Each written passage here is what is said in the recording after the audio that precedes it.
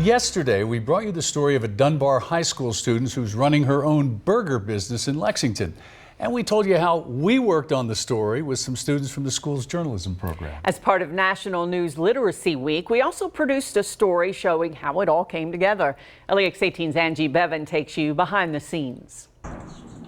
These students at Dunbar High School run the online school newspaper Lamplighter.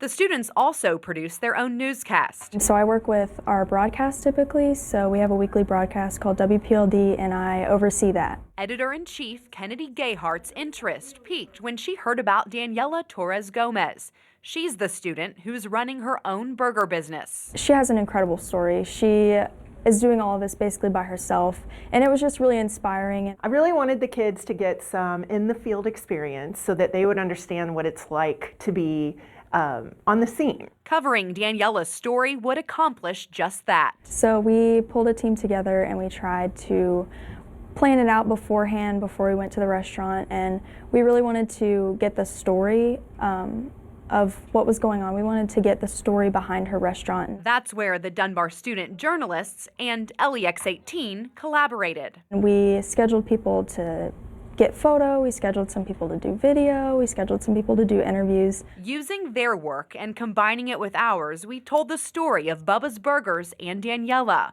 who, by the way, I've never been interviewed before until that night. Was anxious but excited for the coverage from both her peers and the local news. For people to notice it, it's just like, oh, that's weird. Like, you know, you're noticing what I'm doing. Like, that's amazing. And Dunbar's media arts teacher, Wendy Turner, was proud to see what her student journalists came up with. They were a true news team. They worked together. They collaborated. The students felt their hard work in telling Daniela's story paid off. It really helped all of us to learn to find the deeper meaning in a story as a journalist. And that's all journalists and those who teach it can hope for.